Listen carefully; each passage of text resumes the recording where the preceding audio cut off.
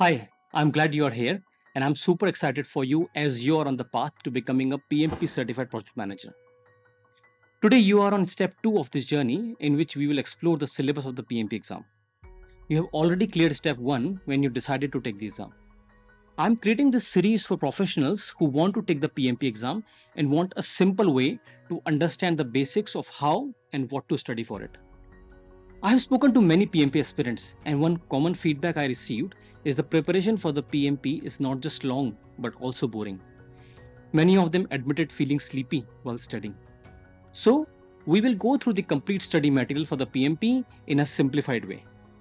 The first video in this series is to help you understand the syllabus of the exam. Now, before we continue, let me be very clear.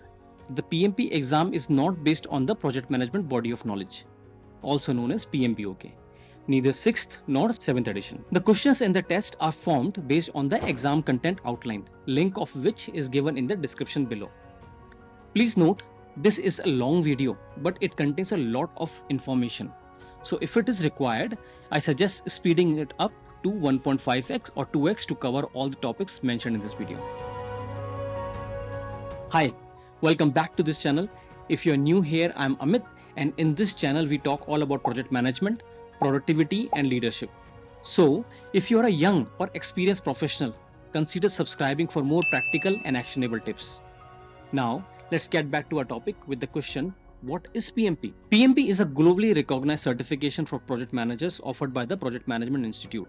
And mind it, this is one of the most recognized and globally accepted certification for project managers.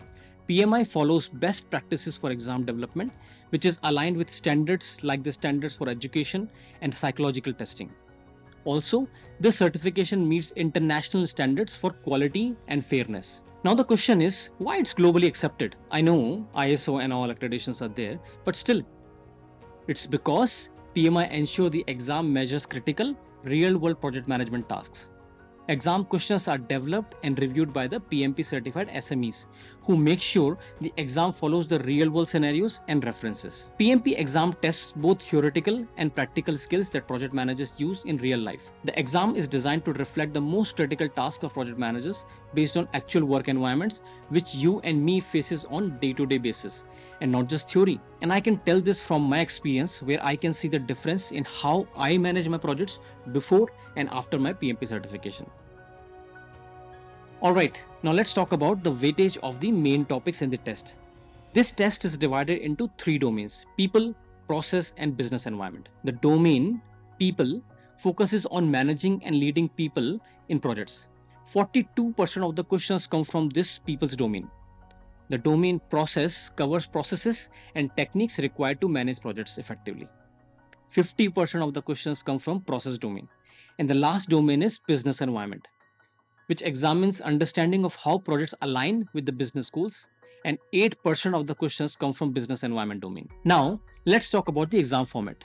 PMP exam is based on dynamic scoring model, which means that this scoring model is reviewed periodically to ensure it assesses the correct knowledge and skills needed for project management. In the exam, you will see that around 50% of the questions will be from the predictive project management practices, and the remaining 50% will be from the agile or hybrid project management practices. Two important things to note here are the exam is designed based on the job task analysis JTA to ensure it reflects current project management practices used in real world scenarios.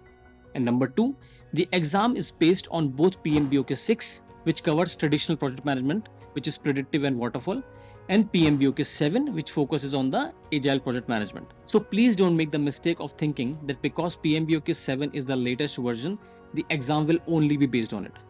That's why it mentions very clearly that 50% from predictive and 50% from the agile or hybrid. I hope you are getting it. Now let's move on to domain, tasks and enablers. So what is a domain? It's the high level knowledge area. Example of domain is project integration management. Tasks are specified actions or responsibilities of the project manager. Example, developing a project charter. And enablers are the examples of ways the task is carried out. Example, analyze conflict, evaluate solutions. I hope you are clear till now. If you have any confusions, please pause the video and let me know your query in the comment section below. Now I am going to explain you the 3 domains. people, process and business environment, tasks associated with it, and enablers for those tasks. In the people domain, there are total 14 tasks. Let's go through them one by one. Task 1 is manage conflict, and to manage conflict, you need to first verify what is the source of the conflict and what is the current stage of the conflict. Then you need to figure out the context, reasons behind those conflict. And lastly, move on to the solutioning stage by coming up with a solution for the occurred conflict. Task 2 is lead a team. So how do you lead a team? You need to set a clear vision and mission so that your team aligns with what you are working for. As a leader, you need to make sure that you support diversity and inclusion. This should reflect in your behavior and your thought process. Value servant leadership. The new PM style is all about servant leadership. Servant leadership is basically a philosophy where the leader's primary goal is to serve others. So, the servant leader is the one who focuses on the growth, well-being and development of the team members and the community. Determine an appropriate leadership style. It could be directive, collaborative, autocratic, etc. Inspire, motivate and influence team members. You can do this by using power influence matrix. If you're not aware of it, you can Google it now, but we will talk about it in some other video. Basically, you need to know how to distinguish various team members and then choosing your leadership style accordingly. Task 3 is support team performance. Appraising team member performance against key performance indicators, which means evaluating how well individuals meet specific measurable goals related to their role in the project. For instance, a software developer can be accessed on metrics like code quality and task completion rate. This process helps in providing feedback, identifying areas for improvement, and recognizing strong performance, which can lead to a better project outcome and team development. Along with that, you also need to support team members' growth and development. You can do this by providing set targets and short and long-term goals. Make sure to help your team grow by giving them constructive feedback. And keep reviewing their progress on how they are approaching those set targets and long-term goals. Task 4 is empower team members and stakeholders. To do this, make sure to align the team on the project based on their strength. As a leader, this is your responsibility to make sure to create a stack that people learn and grow together, and also impact the project best as per their abilities. Help team members to take responsibility for their assigned work. As a project manager, you can support task accountability by first, clearly defining tasks and expectations, regularly checking in on progress, providing necessary resources and support, encouraging open communication about challenges, recognizing and praising completed work, determining and bestowing levels of decision-making authority, which means deciding who in the team has the power to make certain decisions and then giving them that responsibility. For example, a project manager might decide that team leaders can approve small budget changes, while larger financial decisions need approval from senior management. This process ensures that decisions are made efficiently by the right people, helping the team work smoothly and effectively. Task 5 is to ensure team members and stakeholders are adequately trained. For this, identify essential skills and design training components to develop those abilities in your team. Make sure your team participates or attend those trainings for increasing their competencies. And lastly, measure the outcomes of those trainings.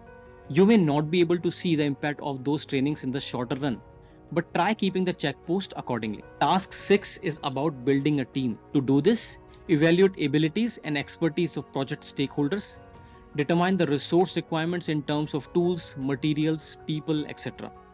We already discussed the training requirements, but you also need to regularly update team capabilities to align with evolving project demands, preserve team cohesion and ensure smooth information sharing among team members. Task 7 is to address and remove impediments, obstacles and blockers for the team.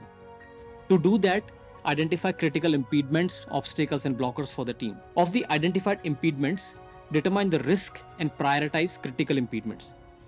And now is the time to work with your network to implement solutions, remove impediments, obstacles and blockers for the team. And let it be a continuous work of assessing critical impediments. Task 8 is to negotiate project agreements. To do this, you need to analyze the bounds of the negotiations for agreement.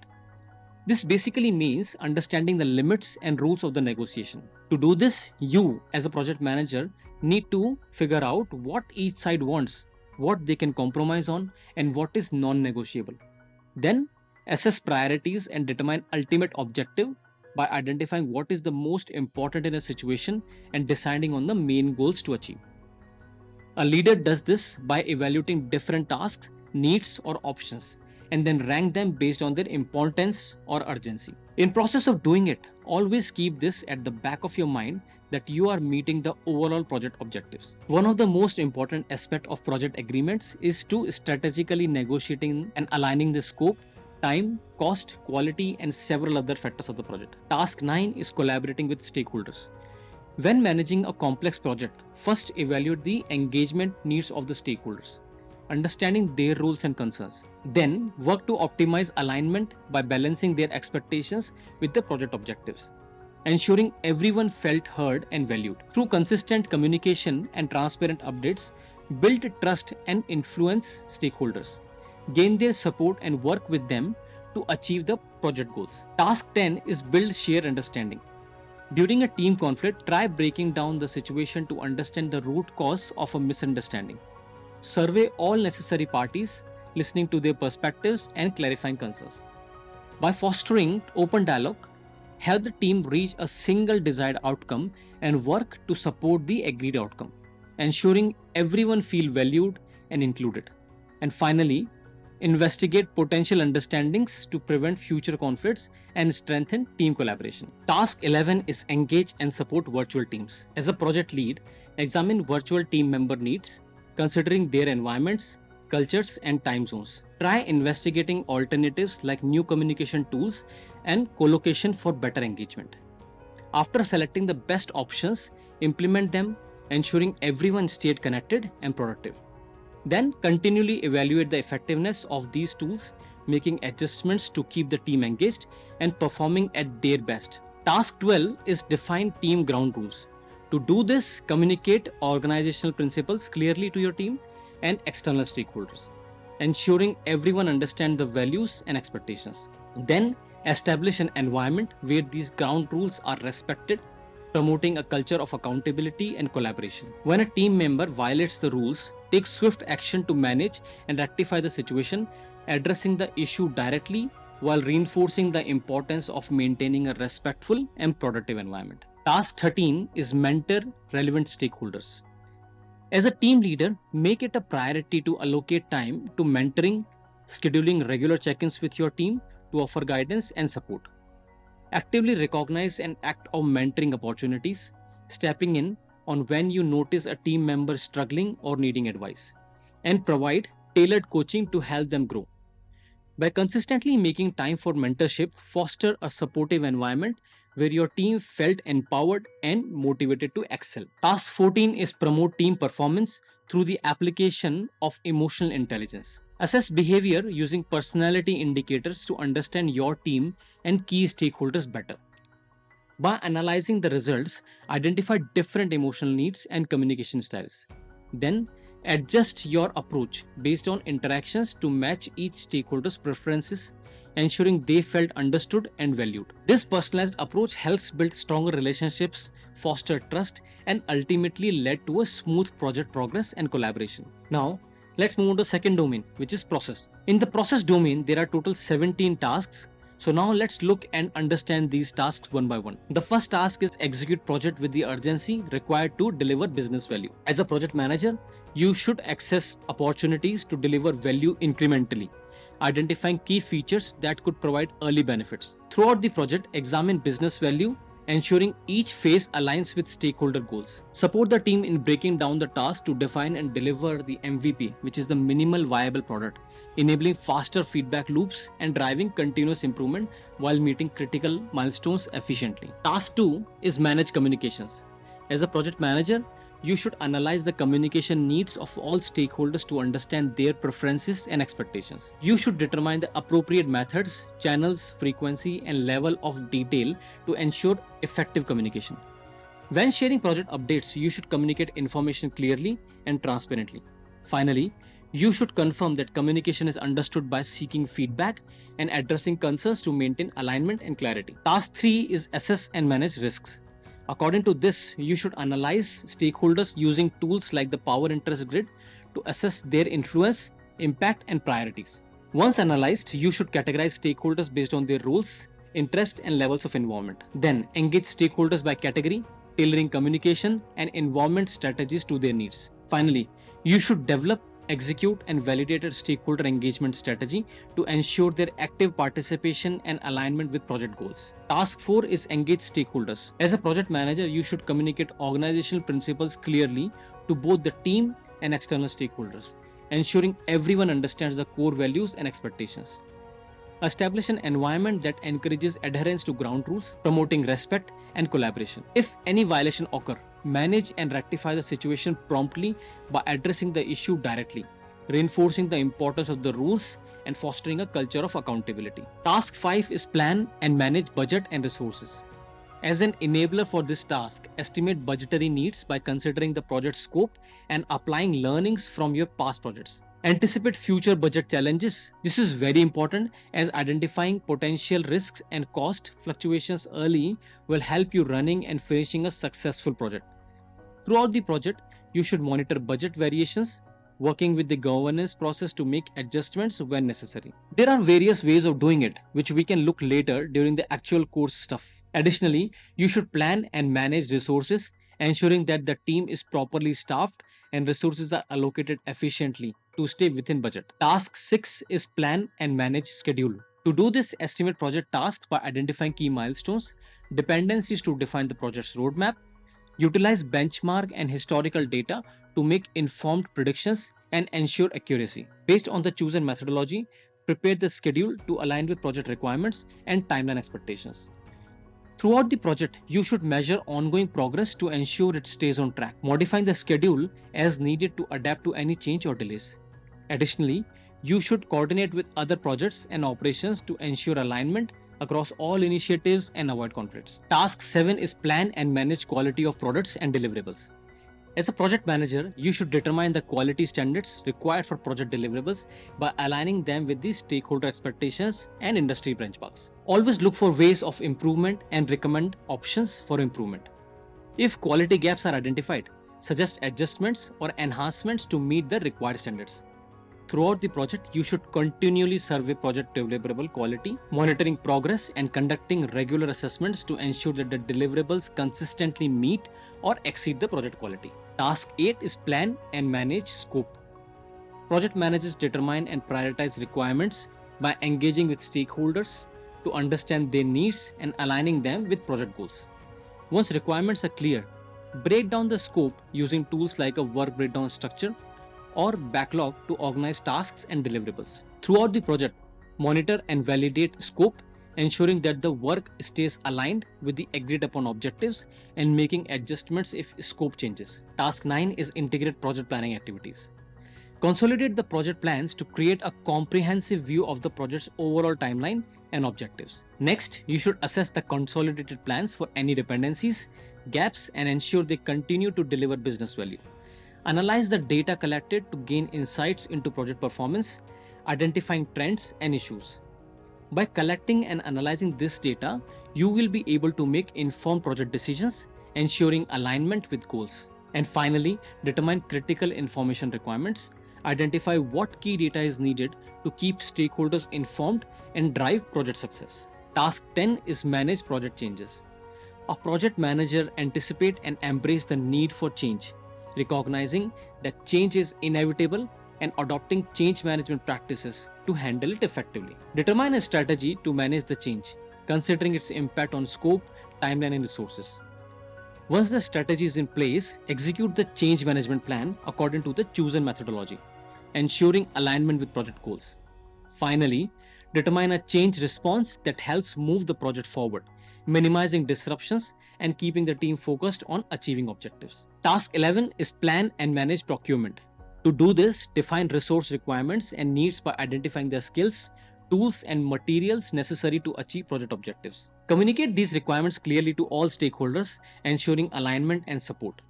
When managing suppliers and contractors, you should establish clear agreements, monitoring performance, and ensuring adherence to terms.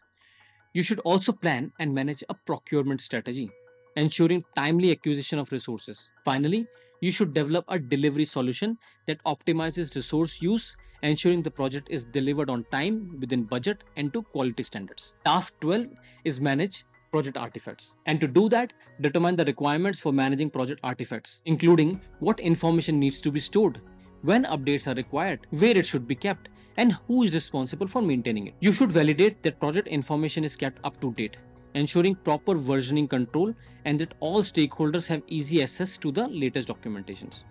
Finally, you should continually assess the effectiveness of how project artifacts are managed, making improvements as needed to ensure effective and accurate information flow throughout the project lifecycle. Task 13 is determine appropriate project methodology and practices. This means assessing project needs, complexity, magnitude, and evaluating the scope, resources, and risk involved. Based on this assessment, recommend an execution strategy, considering options like contracting or finance models that align with project goals.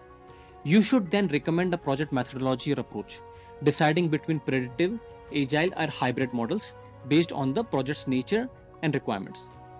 Throughout the project lifecycle, you should use iterative, incremental practices such as applying lessons learned, engaging stakeholders regularly, and proactively managing risk to ensure continuous improvement and project success. Task 14 is establish project governance structure.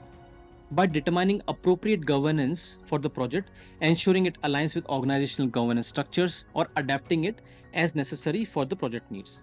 You should then define escalating paths and thresholds, specifying clear procedures for addressing issues that require higher level intervention, including the circumstances that trigger escalation and the appropriate individuals or teams to be involved. This ensures that the project stays on track and that any challenges are addressed promptly. Task 15 is manage project issues. You can do this by recognizing when a risk becomes an issue, identifying early signs that could impact project success. Once the issue is identified, you should tackle the issue with the most effective solution to mitigate its impact and keep the project on track. You should then collaborate with relevant stakeholders to agree on the approach for resolving the issues, ensuring alignment and leveraging their expertise to address the challenges effectively and efficiently. Task 16 is to ensure knowledge transfer for project continuity. As a project manager, you should discuss project responsibilities within the team, clearly defining each team member's roles and contributions to ensure alignment and accountability. You should clearly define expectations for the working environment, seeking guidelines for communication, collaboration, and behavior that foster a positive and productive atmosphere. Finally, you should confirm the approach for knowledge transfer, ensuring that critical project information is shared and documented for smooth handoffs, team continuity, and stakeholder engagement. Task 17 is plan and manage project phase closure or transitions. Determine criteria to successfully close the project or phase, setting clear benchmarks such as meeting deliverables, achieving objectives, or satisfying stakeholder requirements. You should then validate readiness for transition, ensuring that the project is prepared to move to the next phase or be handed over to the operations team with all necessary documentation and processes in place. Finally, you should conclude activities to close out the project or phase, including conducting final lessons learned, retrospectives, or completing procurement and financial tasks, and ensuring proper resource allocation or reallocation. Now let's move on to the third domain, which is business environment. In this domain, there are total 4 tasks. So now let's look at understand these tasks one by one. Task 1 is plan and manage project compliance. As a project manager, you should confirm project compliance requirements, identifying necessary standards such as security, health and safety, and regulatory compliance. You should then classify compliance categories based on the relevant laws and regulations to ensure thorough understanding. You can take GDPR as an example for compliance requirements. Please let me know in the comments if you are unaware of it or what needs to be done to make sure that we are compliant to GDPR when classifying software solutions. Next, you should determine potential threats to compliance, assessing risks that could jeopardize adherence to these requirements. Using appropriate methods to support compliance, you should ensure all compliance measures are in place. It is essential to analyze the consequence of non-compliance, understanding the legal, financial, and operational impact. Based on this, you should determine the necessary approach and actions to address compliance needs, whether thorough risk management or legal intervention. Finally, you should measure the extent to which the project is in compliance, ensuring continuous monitoring and corrective actions if necessary. Task 2 is evaluate and deliver project benefits and value. To do that, you should investigate that benefits are identified, ensuring that the value intended from the project is clearly defined. Document agreement on ownership for ongoing benefit realization, clarifying who is responsible for maintaining and monitoring the benefit after project completion. It's essential to verify that a measurement system is in place to track the benefits, allowing for accurate evaluation. Evaluate delivery options to demonstrate the value gained from the project. Finally, keep the stakeholders informed about how much value or benefit has been achieved from the project, and ensuring stakeholders are aware of any milestones or improvements in value over time. Task 3 is evaluate and address external business environment changes for impact on scope. For this, survey changes to the external business environment such as shifts in regulations, technology, geopolitics, or the market that could affect the project. You should then assess and prioritize impact of these changes on the project scope or backlog, determining which changes are most critical.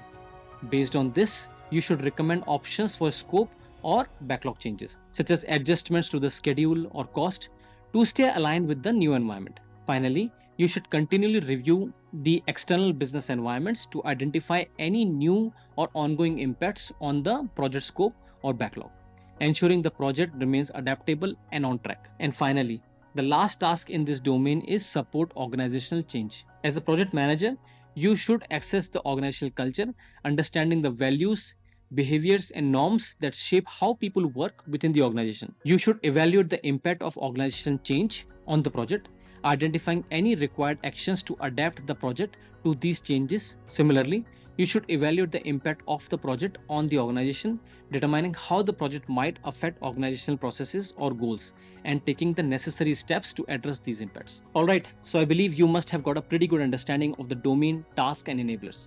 If you have any questions, please feel free to let me know in the comments given below, and I promise to get back to you as soon as possible. Now, the next section in the ECU is about the PMP application and the payment. I have created an entire video on how to submit PMP application. The link of the video is given above. To be eligible for the PMP application, you must meet educational requirements and professional project management experience. One of the most important things to keep in mind is that all project management experience must be from the last 8 consecutive years. And experience must include leading and directing projects. So, even if you are not working as a project manager, but leading and directing projects in some capacity, then you are eligible for giving the PMP exam. If you have any confusion or concerns of your eligibility, then please let me know in the comments and I will surely get back to you on your query. Now let's talk about the educational background you need and project management experience. So if you have a secondary degree like high school diploma, associate's degree, or global equivalent, then you need to have minimum 5 years, which is 60 months of unique, non-overlapping project management experience, or 4-year degree, which is a bachelor's degree or a global equivalent. Then you need to have a minimum 3 years or 36 months of unique, non-overlapping project management experience. Or if you have a bachelor's or a postgraduate degree from a GAC accredited program, then you need to have a minimum 2 years, which is 24 months of unique, non-overlapping project experience. On top of the education and experience requirements, you also need to have 35 hours of formal project management education, but there is an exemption if you hold an active CAPM certification. I have created an entire video on how to record your experience and education on the application. The link of the video is given above. But when filling in your experience, one thing you need to be mindful of is the overlapping projects experience. Tenure is tracked in months, not the number of projects.